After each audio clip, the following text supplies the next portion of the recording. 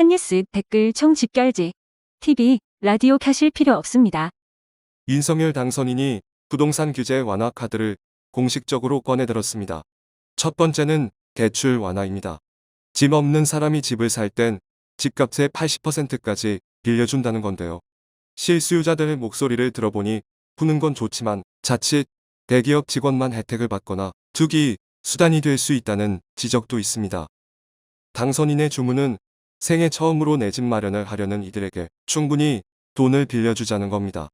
지금은 주택담보대출 비율 LTV 규제로 서울에선 집값의 40%까지만 대출이 되는데 앞으론 80%까지 대출해주겠다고 합니다.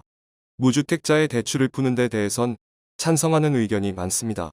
그래서 특히나 사회초년생이나 대학생, 이런 청년분들한테는 많이 좋지 않을까 합니다. 하지만 소득이 높지 않은 중소기업 직장인 사이에선 LTV를 확 풀어줘도 소득을 따져 대출 한도를 정하는 DSR 규제가 걸림돌이 될 수 있다는 불만이 나옵니다. 예를 들어 연봉 1억 원인 무주택자가 서울에 10억짜리 집을 사면 7억 4,200만 원까지 대출을 받을 수 있습니다. 하지만 연봉 5천만 원이면 대출 가능한 금액은 최대 3억 7천만 원밖에 안 됩니다. 이 때문에 규제 완화가 효과를 보려면 실수요 무주택자에 한해 소득이 적더라도 대출 한도를 80%까지 내줘야 한다는 지적이 많습니다. LTV만 높여놓으면 고소득자들만 집을 살 수 있는 악순환이 될 수 있는 고리를 만들어줄 수 있기 때문에 같이 병행해서 검토해주는 게 좋을 것 같다는 게 대세입니다. 다만 부동산 시장이 과열되지 않을까 우려하는 목소리도 있는 것도 사실입니다. 규제를 풀어주면 실거주 목적이 아니고 투자 목적으로 다른 사람들도 집을 구매할 여력이 생기니까 경쟁자가 많아지면 집값이 더 올라갈 수도 있다고 부동산 전문가들은 말합니다.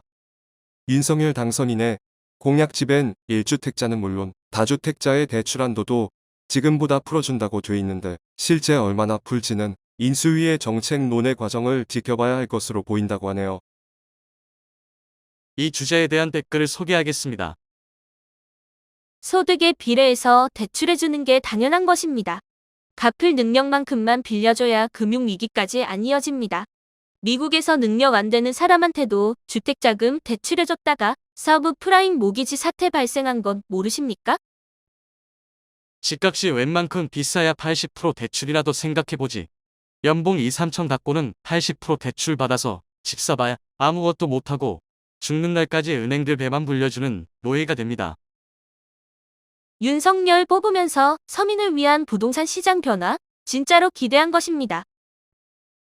잘하고 있네요. 돈을 나눠줘도 불만은 국민에게 딱 맞는 정책입니다. 기득권을 위한 잘 사는 사람을 위한 정책 정치란 서민의 고열을 최대한 빨면서 어르고 달래면서 국민을 위로하는 척하면서 그들만이 사리사욕을 채우기 위한 것입니다. 이상으로 네티즌들의 다양한 의견을 소개해드렸습니다.